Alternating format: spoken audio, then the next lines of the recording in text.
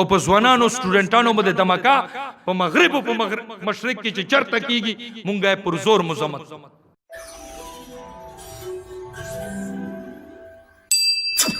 د مونږه انتظامیه وای دا ربیع الاول میاشتا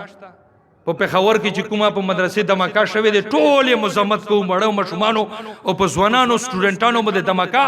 په مغرب او په مشرق کې چې چرته کیږي مونږه پر زور مزمت کوي ټوله کوي که نه کوي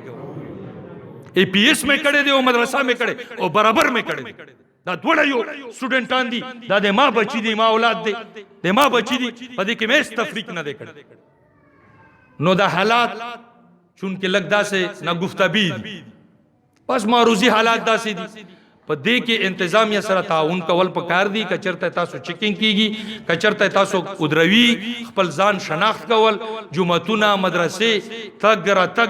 په دې ټوله کې د تمام ادارو سره تعاون کول پکار دي چې څو پرې کیږي تعاون پکار ده په غټ لیول باندې مشران چې کوم جواب ورکړي ټیک ورکړي جواب ټیک ورکړي خو په لاندې لیول باندې مونږه ټول کوآپریټیو یو کوآپریشن کو ځان د لپاره هر انسان د لپاره نو هغه د لپاره لګ احتیاط او دا شینا چرته څوک بی ګنا می ګنا جمعات ته راوړي بل ځاته نو په هغه باندې لګ چیک اینڈ بیلنس په دې څوک خپکیږي ما الله دا په دې باندې عمل نصیب کی دعا وکي یا الله یا ارحم الراحمین عافیت مملاو کې سنای مملاو کې څومره یا الله دې پیغمبر صلی الله علیه وسلم سیرت باندې خبرې وکړي په ولادت باندې خبرې وکړي په لوی مقام باندې د ټولې مونږ په عمل کې راولې یا الله په ټولې دنیا کې امن راولې ای جناب محمد رسول الله ګستاخان یا الله هغه په دنیا کې وشرموي او د جناب محمد رسول الله د محبت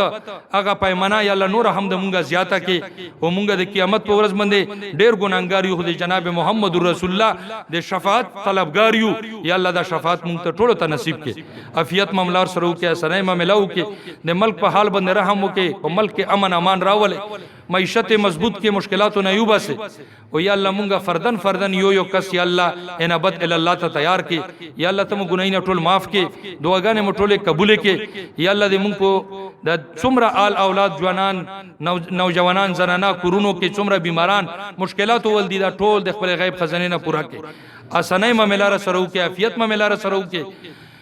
یا الله چې څوک د الای کلمت الله د لپاره کم شکل کې جدوجہد کی کامیاب او کامران وګرځای یا الله د اسلام په مونږه عملی اسلام راولې د اسلام تعلیماتو نام بهراور کې یا الله عافیت مملاو کې ټول دعاګانې مقبول کې سبحان ربک رب العزت عما یصفون وسلام علی المرسلین والحمد لله رب العالمین.